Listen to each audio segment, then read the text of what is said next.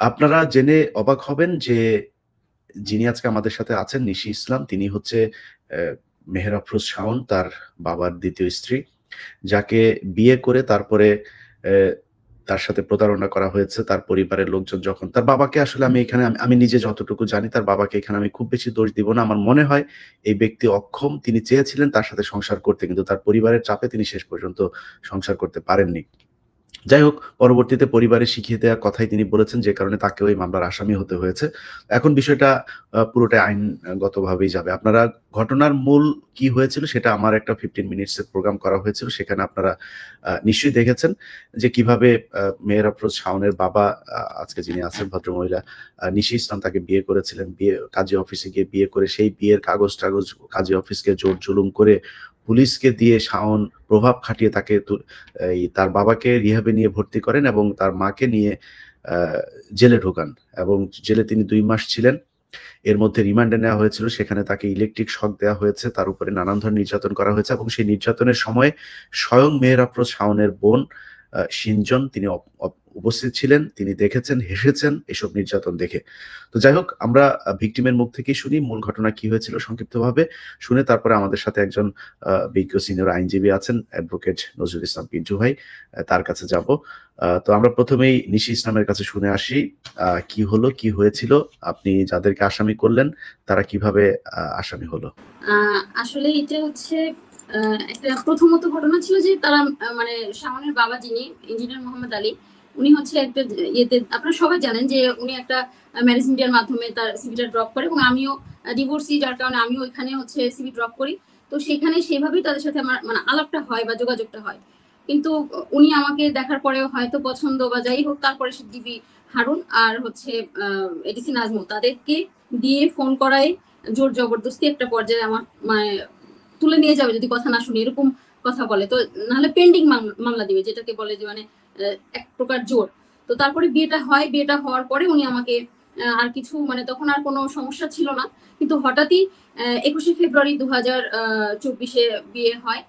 বিয়েটার পরে ২৮শে ফেব্রুয়ারি উনি আমাদের মানে বাসায় আসে। কে আসে? ওনার মেয়ে আসে, সিংজন আসে, সেজুতি আসে, ওনার হাজবেন্ড যে হচ্ছে সাব্বির, সিংজনের হাজবেন্ড যে সাব্বির আসে এবং ওনার সাথে ওনার অফিসের ২জন লোক ছিল, মাইনুল মেবি আর হচ্ছে আর একজন ছিল মনে হয় সুব্রত দাস। তো এই কয়জন লোক আসে আমার বাসায়, এসে আমাকে মানে হুমকি ধামকি দেয়। কিন্তু তখন তো আমি জানতাম না বা চিনতাম না যে এরা কারা। তো কারণ আমি তো সামনের ফ্যামিলি বা ওরা কয় ভাই বোন বা কি বৃত্তান্ত আমি এত কিছু জানি না। এটা ছিল হচ্ছে ২৮ ফেব্রুয়ারি ২০২৪। এরপরে যখন হচ্ছে ৯ তারিখে যখন আমি কুরবানিতে আলীর সাথে দেখা করলাম, তখন আলী আমার কাছে মাফ চাইলো যে না, ওরা যা করছে ভুল করছে, মাফ করে দাও এসে। যাই হোক, তার পরবর্তীতে সে আমি আর কোনো কথা বলি নাই সেই বিষয়ে। তারপরে আসলাম হচ্ছে পরের মাসের ৪ তারিখে, ৪/৩/২০২৪ ওই তারিখে আমি যখন ওদের বাসায় গেলাম, কারণ ওই দিনকে আলী খুব অসুস্থ ছিল এবং তার কান দিয়ে ব্লিডিং হচ্ছিল। তো যখন আমি ওই বাসায় গেলাম, যাওয়ার পরে ওই বাসায় ছিল তার মা, ছিল হচ্ছে সিংজন, ছিল সেজুতি তার হাজবেন্ড এবং কাজের বুয়া উপস্থিত ছিল এবং মনে হয় রান্না করা একটা ছেলেও ছিল। তো সব মিলায় ওইখানে আমাকে খুব মানে হেনস্থা করে এবং আমাকে ধাক্কা দেয়। আমার মানে গায়ে হাত দিয়ে ধাক্কা মেরে ফেলে দেওয়াটা আসলে কি বলবো এটা। যাই হোক, পরবর্তীতে আমি ওই দিন জানতে পারি যে আসলে এটা শাওনের মা। আমি তখন ক্লিয়ার হলাম যেটা শাওনের মা, কিন্তু তার আগে সে আমাকে বলেছিল তার ওয়াইফ নাই এবং সে কাজীর যে একটা ফর্ম থাকে, রেজিস্ট্রি যে ইয়েটা কাবিন নামা যেটা থাকে, সেখানে ক্লিয়ারলি লিখছে তার ওয়াইফ নাই এবং সে ওখানে নাইয়ের পরে আবার সিগনেচার করছে যে হ্যাঁ তার ওয়াইফ নাই। তো যাই হোক, এটা হয়তো শাওনরা জানে কিনা আমি জানি না, আমি সত্যি বলছি আমি জানতাম না। তো তারপর তার বাবাই যে প্রতারণা করে বা মিথ্যা কথা বলে বিয়েটা কিন্তু সে করছে, ভয় ভীতি দেখায়, তাদেরকে হুমকি ওদেরকে লাগায়, মানে ওই যে ডিবি হারুন, তারপরে হচ্ছে নজরুল, এদেরকে দিয়ে মানে আমাকে একটা ফোন টোন দিয়ে একটা বিশৃঙ্খলা করে বিয়েটা হয়। এরপরে যখন আমাকে হঠাৎ করে দেখি যে আমার বাসায় মানে আমি ৪ তারিখে যাই, পরের দিন ৫ তারিখ ছিল ২০২৪, আমার বাসায় আসছে শাওন, সিংজন, সেজুতি এবং সিংজনের হাজবেন্ড, তারপরে ওদের সাথে ২জন লোক, এই সবাই আমার বাসায় আসছে। এসে আমার বাসায় এসে ভাঙচুর করে, আমাকে মারে, এমন ভাবে মারে যে আমার নাক দিয়ে ব্লিডিং হয়। আপনারা দেখছেন বিভিন্ন পত্রপত্রিকায় বা নিউজে দেখছেন যে আমার এখানে পুরো পায়ে এখানে ব্লাড জমে যায়। তো ভারী বোতা কিছু একটা শক্ত কিছু এখানে ছিল, তো ওটা দিয়ে সে মারে আমাকে। এটার একটাই কারণ, আমি কেন এটা করলাম, তার বাবাকে ডিভোর্স দিয়ে দিলাম। ডিভোর্স তো আমি অবশ্যই দিব, কিন্তু আপনার বাবা এটা করছে আমি বলাতে তারা আরো বেশি ক্ষিপ্ত হয় আমার উপরে। পরবর্তীতে আমি আর আসলে সেন্স রাখতে পারি না, যাই হোক ওরা চলে গেছে বাসা থেকে। যাওয়ার পরে আমাকে এভাবে মারার পরে ওরা চিন্তা করছে যে আসলে এটা কিভাবে তারা মিউচুয়াল করবে, এই কারণে হয়তো বা তারা এডিসি নাজমুলের সাহায্য নেয় বা মনিরুল ইসলাম, তারপরে হচ্ছে সাবেক আইজিপি, ওনাদের সাহায্য নেয়। তো তখন ওর বাবাকে করলো কি, ওরা হচ্ছে একটা রিহাবে নিয়ে গেল, ওই যে উত্তর আইকন কেয়ারে, ওইখানে নিয়ে গেল। এবং ওই দিন ছিল রোজার দিন, 1 এপ্রিল 2024। তো সেদিন আমাকে আলী ফোন করছে, ফোন করে বলতেছে যে আমি ইয়েতে আমার মেয়েরা আমাকে এখানে আটকায় রাখছে। তো আমার তখন তো আইফোনে আমি ভিডিও করতে পারতেছি না, আরেকটা ফোন দিয়ে আমি ভিডিও করি এবং তার কথা আমি রেকর্ড করি, যেহেতু তাকে আটকায় রাখছে। কারণ আমি তো আইনের কাছে গেলে আইনও আমাকে বলবে যে আপনার প্রমাণ কি। তো পরবর্তীতে আমি ওইখানে যাওয়ার পরে সুন্দর ওদের সাথে কথা হলো। এখানে যে ফুটেজ আছে, সিসি ফুটেজ আছে, ওই ফুটেজ দেখে আমি শাওন আমাকে ইয়ে করে যে এবার তাহলে ওকে আটকাতে হবে, কারণ আমার বাবা তো অলরেডি ভিডিও কল জানান দিয়ে দিছে। তো তারপরে আমাকে ওখান থেকে 1 তারিখে তার বাবাকে আটকানোর পরে 2-3 তারিখে আমার কাছে ডিবি থেকে ফোন আসে। 3 তারিখে আমার কাছে ডিবি থেকে ফোন আসে যে আপনি কি নিশি ইসলাম বলছেন? হ্যাঁ বলছি, আপনাকে একটু ডিবিতে আসতে হবে। আমি বললাম যে আমার অপরাধ। বলছেন না আপনার অপরাধ না, আপনার সাথে একটু আমাদের স্যার সাবেক এডিসি, উনি হচ্ছে বর্তমানে ইয়েতে আছে, সিটিটিসিতে আছে, উনি আপনার সাথে কথা বলবে। আমি বললাম যে আমার কি বিষয়ে কথা বলবে? তো উনি বললো যে উনি খুবই ভালো মানুষ, খুবই ভদ্র মানুষ, আপনি আসেন। ওনার নাম ছিল এসআই শাহজালাল, ওনার নাম্বারটা আমরা নোট করেছি মামলায়। তো বললো যে আপনি আসেন, উনি খুবই ভালো এবং ভদ্র মানুষ, কোনো সমস্যা নেই। আমি বললাম যে ঠিক আছে আমি যাবো, আমি অসুস্থ, আমি 2-1 দিন পরে যাবো, রোজার দিন, রোজা আছে। তো বললো যে ঠিক আছে। ঠিক 3 তারিখের পরের দিনই 4 তারিখে উনি আমাকে ফোন দিয়ে বলছে যদি আপনি না আসেন তাহলে আপনাকে তুলে নিয়ে আসবো। এই ডিবির কলই কিন্তু, কারণ গভর্নমেন্ট চাইলে এটাকে তারা আবার রেকর্ড দিয়ে করতে পারে। কারণ আমার ফোনগুলো তো বাড্ডা থেকে নিয়ে নিছিল, নেওয়ার পরে তো ওগুলো আমি রাখতে পারিনি, সব নাই আমার কাছে, কিছু জিনিস আছে আমার কাছে। তো পরবর্তীতে এই গেল হচ্ছে 4 তারিখের কথা, 4 এপ্রিল 2024 আমাকে নিয়ে ডিবিতে ডাকলো। আমি গেলাম, যাওয়ার পর আমাকে ওখানে আটকায় দেয়। আটকায় দেওয়ার পরে তারা হচ্ছে আমাকে প্রচুর মানে মানে মানসিক টর্চার করে। একটা পর্যায়ে নাজমুল হচ্ছে শাওনদের হাতে আমাকে ছেড়ে দিল। এবং ওরা 3 বোন, মানে একটা শেয়াল যদি একটা মুরগি পায়, আসলে কি করে একটা দল শেয়াল যদি একটা মুরগি পায় তো ছিঁড়ে খাওয়ার মতো অবস্থা। তো ওরা 3 বোন, ওর হাজবেন্ড এবং ওর সাথে লোকজন ছিল, ওরা আমার সাথে সেরকম আচরণ করছে, মারছে। এবং একটা পর্যায়ে নাজমুল বলতেছে আসলে ওনাকে মেরে লাভ নাই, আমরা ওনাকে মামলা দিয়ে দিই, সেটাই ভালো। তো পরবর্তীতে আমাকে আসলে মামলা দিয়ে দেয়। এইভাবেই আমার মামলাটা হয় 24 সালে এপ্রিল মাসে। মামলাটা দেওয়ার পরে সুন্দর করে ওরা আমার এখানে বাড্ডা থানায় আমাকে রাত্রে সোপর্দ করে। আমি কিন্তু যাই বেলা 12টা 20 থেকে সন্ধ্যা পর্যন্ত বসায় রাখে। এবং তারা, নাজমুল নিজের মুখে বলছে যে আমি হচ্ছে ছাত্রলীগ থেকে আসছি, এটা আমার আদালত, ডিবি অফিস নাকি তার আদালত, বলতেছে এটা আমার আদালত, এখানে আমি যা বলবো সেটাই হবে। খুব জোরের সাথে, এবং সে খুব মানে রাফ বিহেভ করে সেগুলো বলছে। এবং সে ছাত্রলীগের, সে খুব মানে ঢলাও পিটাও করে বলছে আমি যেটা বলবো সেটাই হবে। মেনে নিলাম, আমাকে বাড্ডায় দিয়ে দিছে। তার রোজা ছিল না, সবাই ওরা 3 জন এই রুমে, ওই রুমে 3, মানে 6 জন 7 জন লোক ছিল, একজন রোজা ছিল না, সবাই কফি খাচ্ছিল। তো ওই অবস্থায় আমি রোজা ছিলাম, তারা আমার গায়ে হাত দিছে। তারপর আমাকে বাড্ডা থানায় দেয় রাত 9টা 40-এর সময়। ওসি সাহেব যখন শুনলো, সবকিছু জানলো, এবং ডিবির গাড়িতে করে আমাদেরকে নিয়ে আসা হয়। নিয়ে আসার পরে সুন্দর মতো করে আমাকে ওসি সাহেব বলছেন যে আচ্ছা আপনি যে মামলাটা দিবেন, আপনার বাবা তো এখানে ভিকটিম, যতদূর আপনাদের কথা শুনে মনে হচ্ছে, উনি যদি প্রতারণা করে থাকে, আপনার বাবা কোথায়? আমি বললাম স্যার ওনার বাবাকে আটকায় রাখছে, এই প্রমাণ আমার কাছে আছে, আপনি দেখেন। তখন ওই প্রমাণটা তারা কিন্তু ঠিকই নিল, কিন্তু সাইফুল ছিল, তারপরে শাহ আলম ছিল, সাইফুল ইসলাম ভুইয়া ছিল আমাদের মামলার মেইন আয়ু। কিন্তু পরবর্তীতে শাহ আলম খলিফা উনি অ্যাড হওয়ার পরে ওনারা বেশ কিছু জিনিসপত্র ওখান থেকে সরায় দেয়। যতটুকু প্রয়োজন ছিল হয়তো অতটুকুই ওসি সাহেবকে দেখাইছে, কিন্তু ওসি সাহেব অনর ওনার জায়গাতে যে না, এই মামলা আমি নিব না। ওনার কাছে নাজমুল ফোন দিল 6 বার। আপনারা গভর্নমেন্ট চাইলে এটা দেখতে পারে যে হ্যাঁ ওই সময় ফোন গেছিল কিনা। নাজমুল ফোন দিছে 6 বার। সাবেক ইয়ে ছিল, যিনি আইজিপি ছিল, সে ফোন দেয়, মনিরুল ইসলাম ফোন দেয়, তারপরে ডিবি হারুন ফোন দেয়, দিয়ে তারা সবাই মিলে আসলে তাকে এত পরিমাণ ফোর্স করে। ওসি সাহেব কিন্তু একটা পর্যায়ে বাধ্য হয়। আমি ওসি সাহেবকে একটা প্রশ্ন করছি যে স্যার আমি প্রতারণা করছি, মেনে নিলাম, ধরে নিলাম, কার সাথে প্রতারণা করছি? আপনার সাথে। তাহলে আপনি আমাকে বলেন যে আমি প্রতারণা করছি, আপনিই তো নাই, তাহলে মামলাটা কে দিবে? আসলে আপনি নিজের মুখে বলেন আমি আপনার সাথে প্রতারণা করছি, যদি করি আপনি আমাকে যে শাস্তি দিবেন মাথা পেতে নিব, যদি প্রতারণা না করি আপনি আমাকে কেন শাস্তি দিবেন বলেন। এটা বলার পরে ওসি সাহেব বলছে হ্যাঁ আপনার কোশ্চেন ঠিক আছে। এখন নেয় না মামলা, তখন ওসি সাহেবের উপর অনেক চাপ হয় এবং আমি ছিলাম সেখানে। তারপরে একটা পর্যায়ে উনি রাত 2:30 বাজে, সেই রাত 9:40 থেকে রাত 2:30 বাজে পর্যন্ত বসায় রেখে লাস্টে গিয়ে মামলাটা উনি নিতে বাধ্য হয়েছে। আমি নিজের চোখে দেখছি উনি বাধ্য হয়েছে। তো উনার আসলে কিছু করার ছিল না। পরবর্তীতে উনি বললো ঠিক আছে আপা, আল্লাহ তো একজন আছেন। উনি শুধু এতটুকু কথা বলল, আল্লাহ তো একজন আছেন। তারপরে এই আমাকে তো জেলখানায় দিয়ে দিল এবং 18 তারিখে, ওই এপ্রিল মাসেরই 18 তারিখে রিমান্ড ডাকে। রিমান্ড শুনানির জন্য তারা বলে, রিমান্ড ডাকে, ডাকার পরে রিমান্ডে নেয়। রিমান্ডে নিয়েও তারা ইলেকট্রিক শক টক এটা সেটা অনেক কিছু করছে। সাইফুল ইসলাম এবং শাহ আলম এরা এগুলো করছে। শাহ আলম ভাই বেশি মানে খুব মানে আমি আপনাকে কি বলবো, মানে ইনি এত পরিমাণ যে হাত চলে তার যা বলার বাইরে। এবং তার দুইজনই বলছে আমরা ছাত্রলীগ থেকে আসছি।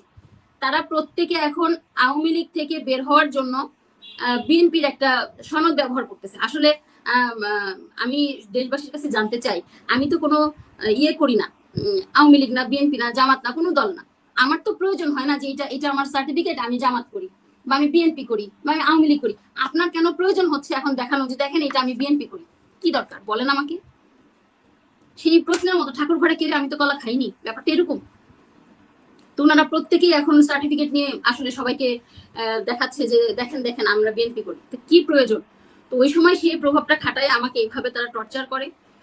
টর্চার করার পরে এখন লাস্টে গিয়ে ওনার রুমটাও ছিল দেখা যায় আফলাকনগর গেট থেকে আমাকে ধরে, এগুলো মামলায় লেখে। যাই হোক, এই মিথ্যা কথাগুলিও তারা লেখে। এখন বলতেছে চাপে পড়ে, ঠিক আছে আমরা মেনে নিলাম চাপে পড়ে। চাপটা দিছে কে? চাপটা কে দিল আপনাকে? শাওন, যেটা আমার সামনেই ছিল, শাওন, সিংজন, সেজতি, এরা এই চাপটা দিছে। কাদের মাধ্যমে দিছে? এডিসি নাজমুল। আপনি অপকর্মের আপনার শেষ নাই। যেটা আপনি করছেন খুবই খারাপ করছেন, কারণ মা বোন প্রত্যেকের ঘরেই আছে। আপনার বিবেচনা করা উচিত ছিল যে আসলে কি হচ্ছে বিষয়টা, সেটা না করে আপনি আইনের অপব্যবহার করছেন। যাই হোক, তো পরবর্তীতে আমরা ওখান থেকে আমার আবার পুলিশ হেফাজতে দিয়ে দিল, আমাদেরকে কারাগারে দিয়ে দিল, আমাকে কারাগারে দিয়ে দিল। কারাগারে দেওয়ার পরে আমার জামিন হয়। 9 বার জামিন শুনানি করছি, কোনোভাবেই জামিন হচ্ছিল না, কোনোভাবেই না। আমার মানে সবকিছু বেলেবল, বাট আমার জামিন হচ্ছে না। প্রতারণা মামলা, কিন্তু আমার জামিন হচ্ছে না।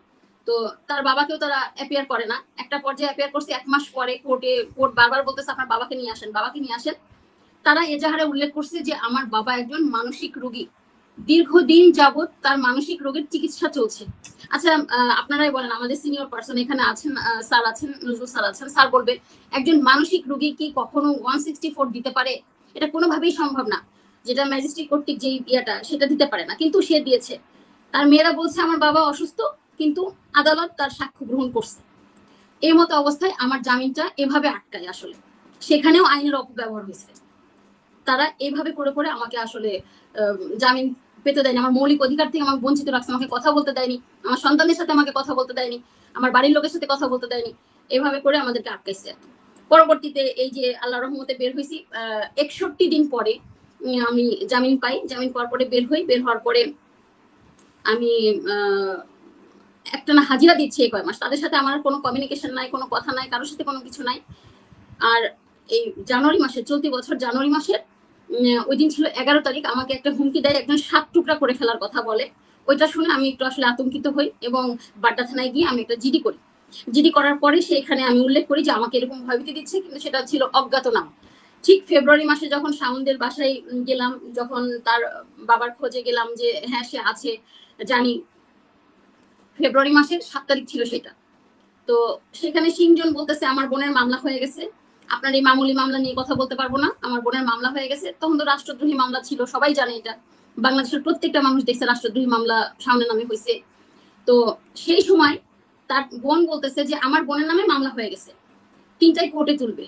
এবং সে কিছুক্ষণ পরে তার মায়ের সাথে বোনের সাথে কমিউনিকেশন করতেছে, বলতেছে যে এখানে কত টাকার বিষয়, আমার আম্মা টাকা পাঠায় দিচ্ছে। হ্যাঁ, টাকা লিয়াজু হওয়ার পরে, এটা কিন্তু 12টা 20-এর কথা, ঠিক 7টা বাজে শাওন কিন্তু বাসায় চলে আসলো। আচ্ছা, তারপরে আমরা আসলাম আবার ফের হচ্ছে গুলশানে, ওই বাসে যে যাই 7 তারিখ ছিল এটা। আমাদেরকে সময় নিল, গুলশান থানার তদন্ত ওসি ছিল, গুলশান থানার 7-8 জন কনস্টেবল ছিল, তাদের সামনে সিংজন আমাদের থেকে সময় নিল যে আমাদেরকে কয়েকটা দিন সময় দেন। আমরা সুন্দর মতো সময় দিলাম, একটা যেন ঝামেলা না হয়, বিশৃঙ্খলা সৃষ্টি না হয়, বা ওদেরকে যেন মানুষকে হেয় না করে, খারাপ না করে। আমি কিন্তু তাদের সাথে সহযোগিতা করতে চেয়েছিলাম। পরবর্তীতে তারা কি করলো, ঠিক পরের সপ্তাহে মানে 13 তারিখে, ফেব্রুয়ারি মাসের 13 তারিখে, হ্যাঁ 13 তারিখে আমার হচ্ছে জামিন শুনানি হাজিরার ডেট ছিল। ঠিক 12 তারিখে সে একটা মিথ্যা জিডি বানায় নিয়ে, আমার নামে জিডি বানায় নিয়ে সে কোর্টে গিয়ে আমার ভেটো দিছে জামিনে। তার মানে সে তখনও আবার প্রতারণা করছে। তার উকিল সাহেব আমাকে ফোন দিছে, ওনার নাম হচ্ছে মাহবুব আলম বা মাহবুব। তো উনি আমাকে ফোন দেয়, দিয়ে বললো আমরা একটা সমঝোতা করতে চাই। ঠিক আছে বসেন। একবার কিন্তু সিংজন করলো, মিথ্যা বললো। আবার ফের আমাকে সময় নিল, নিয়ে বললো এই মাসে 27 তারিখে। ঠিক আছে, ফেব্রুয়ারি মাসে, চলতি বছর। ঠিক আছে বসেন। বসলাম। বসে প্রথমে আলী আমাকে না চেনার ভান করলো, সে অস্বীকার করলো। পরবর্তী যখন আমি এজাহার ধরে ধরে কিছু প্রশ্ন করলাম, তখন আলী বললো যে হ্যাঁ, ফোন কেন করছিলেন আমাকে? বললো যে বাঁচার জন্য। আসলে কার থেকে বাঁচার জন্য, এটাও আমার কোশ্চেন। এরপরে আসলো হচ্ছে তার লাস্টে গিয়ে দেখা যাচ্ছে যে ওদের উকিল বললো যে আচ্ছা আমরা এইসবে যাবো না, পুরোনো আলাপে আমরা সমঝোতা চাই। সমঝোতা আসেন, কি সমঝোতা? তখন সে বললো যে আমরা মীমাংসা করব, কিভাবে করব, আমরা, আপনি কি কি চান আমাকে বলেন। আমি কিছু চাই না। আলী আপনি কি সংসার করতে চান? আলী বলছে যে না, সেটা আমার পক্ষে সম্ভব না। আচ্ছা ঠিক আছে, যদি না হয় তাহলে আপনি এখন ক্লিয়ার করেন আমাকে কিভাবে এখান থেকে রিলিফ দিবেন। উনি বললো যে আমরা রিলিফ দিব, আপনি আপনার কাবিনের টাকাটা আর হচ্ছে ওই আমি দাবি করছি যে বা যারা আমার নামে মিথ্যা মামলা করছে তাদের নামে আমি 2 কোটি টাকার একটা জরিমানা বাবদ আমি বলছি, আর আমার থাকার ব্যবস্থা করতে বলছি, আর 1 বছরের ভরণ পোষণ দেয়নি সেটা আমি ক্লিয়ার করতে বলছি। এই হচ্ছে আমার কথা ছিল। সুন্দর মতো কিন্তু আমরা একটা সেটআপে চলে যাচ্ছিলাম, যে আমার কোনো ঝামেলা ছিল না। ঠিক ওই সময়ই তার বোনের ছেলে, নাম হচ্ছে মিল্টন, মখলেসুর রহমান মিল্টন, সে বলতেছে আমাদের এখানে সব রকম অ্যারেঞ্জমেন্ট করা আছে, আমাকে মারার জন্য নাকি তাদের সব ব্যবস্থা করা আছে। এটা আপনারা সবাই দেখেছেন, বাংলাদেশে সবাই দেখেছে ওই সময়। এই মতো অবস্থায় আমার তো আর কিছু করার ছিল না। লাস্টে গিয়ে আমি না পারতে, জীবনের ভয়ে, নিজে বাঁচার জন্য বা আমার সন্তান যেন মাহারা না হয়, আমি সেই কারণে আমি আসলে মামলাটা করি। আমি একটা সুস্পষ্ট এবং সুষ্ঠু তদন্তের জন্য এই মামলাটা করি, যে অ্যাটলিস্ট বাংলাদেশের মানুষ এখন জানুক যে না তারা কি করছে। না ঠিক আছে। জি, আমরা মামলার অপেক্ষায় থাকি কি হয়।